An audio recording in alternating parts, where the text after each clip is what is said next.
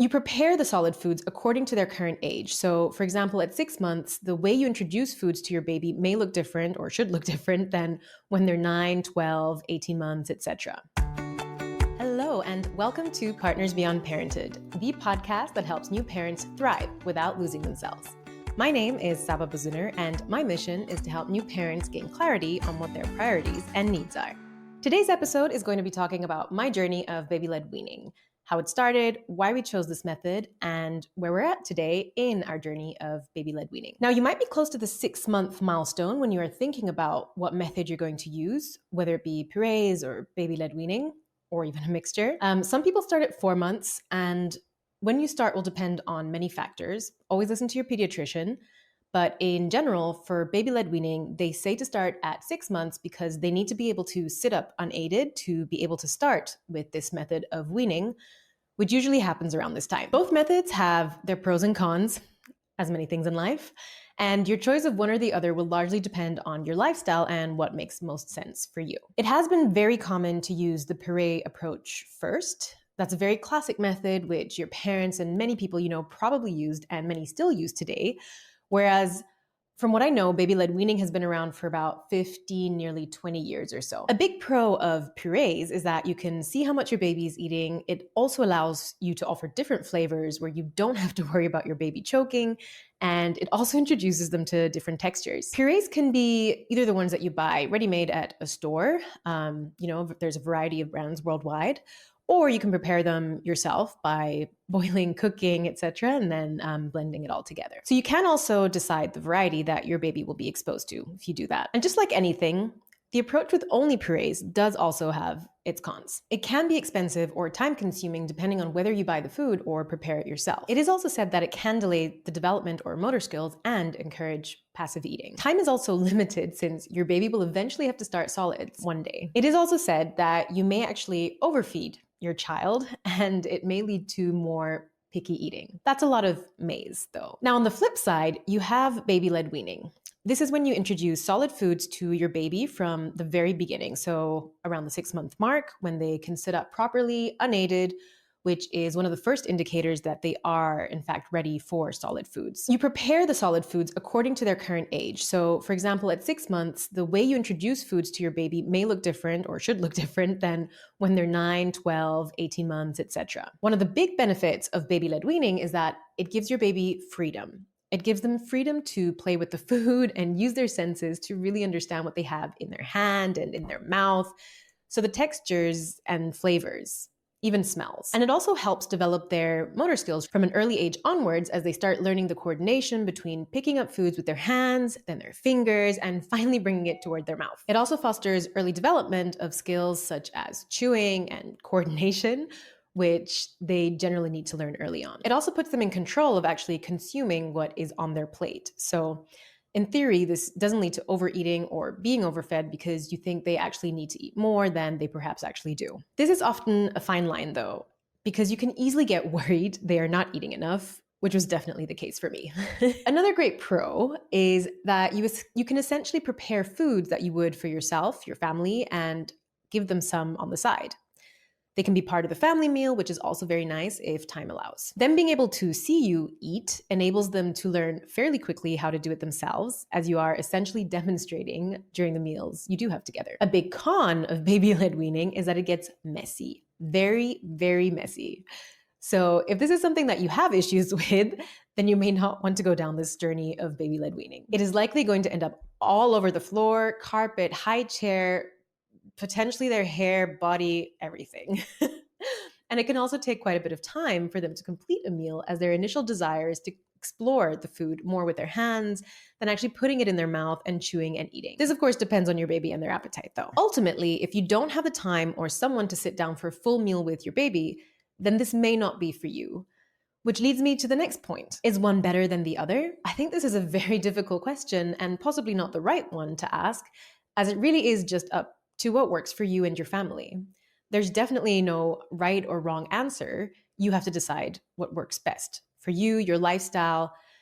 But in general, moving towards finger foods around 9 months is generally recommended, as this is when they develop their pincer grasp, so it will have to happen sooner or later. I'll get into why we decided to go for baby-led weaning. So we had researched quite a bit on how to introduce foods, and what we had found from our research was, as mentioned before, baby-led weaning was a great way to introduce a variety of foods to your child with different textures, flavors, colors, etc., while giving them their independence and freedom or control of how much they desire to actually eat. Independence being an important value of ours that we wanted to instill from an early age. We'd also read that it can apparently reduce the likelihood of your baby being a picky eater in the future. Now, I was definitely a picky eater and didn't like a variety of foods, and I think my husband was as well. So I think we both agreed that for it to hopefully be easier in the future, we'd be happy to sacrifice some time. Sacrifice being quite a strong word here, but it definitely took our little one quite a while to finish her meal. Maybe like an hour or perhaps more sometimes. The reason we were able to do this or continue this is because we opted for a full-time nanny. She came to our house and had that time to do it with her. Now, she may have likely learned to eat faster in general if she had gone to daycare earlier on, since, babies copy a lot of what they see. But she wasn't a great eater from the get-go. And this happens. That's fine. I know that now. So we decided to do a mix between baby-led weaning and purees because purees are also often a lot easier when you're out and about. In general, leaving the house is a whole event with a kid or kids if you have multiple, so sometimes simplicity is just favorable. That said, it did take a while for us to actually find a puree that she liked.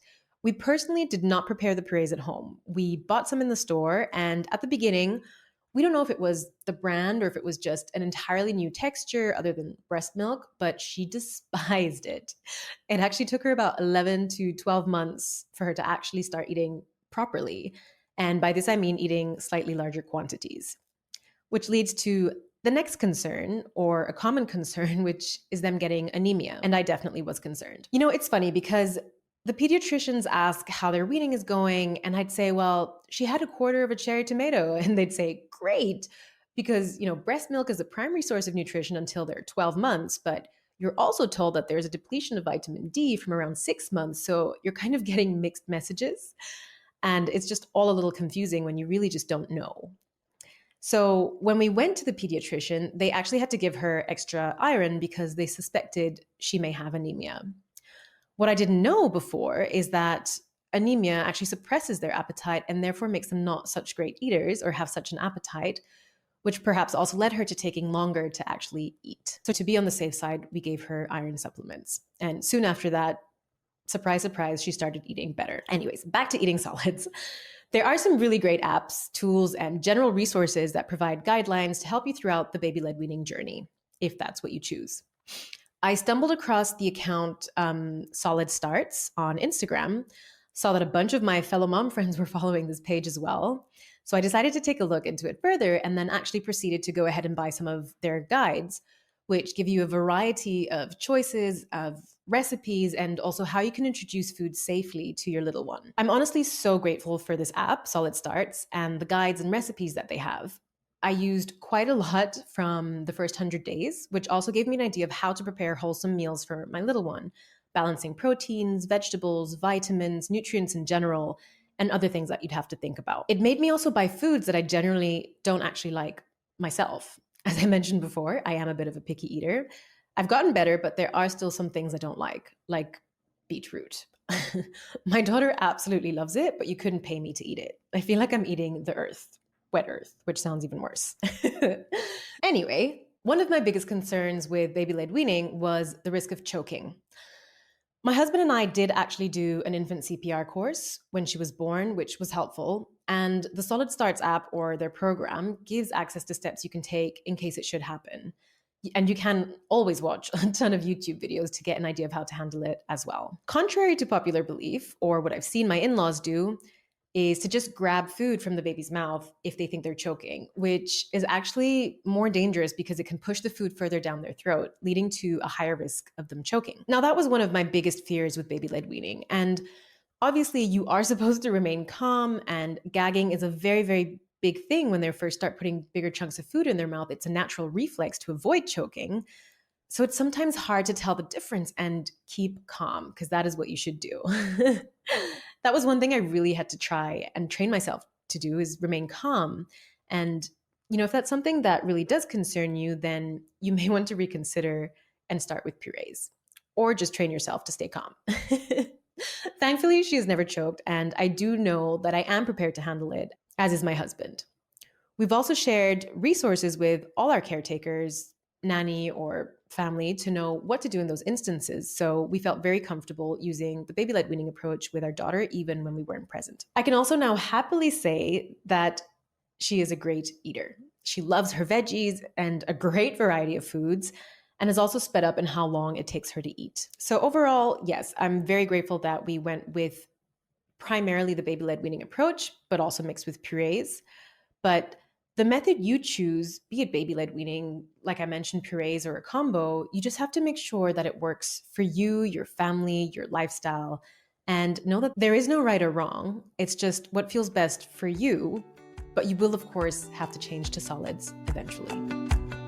Thank you so much for tuning in and sticking around to the end. If you've just watched and enjoyed this video, I'd be so grateful for a like and if you'd hit the subscribe button.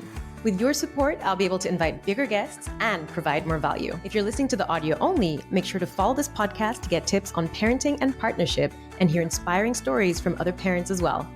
See you next week.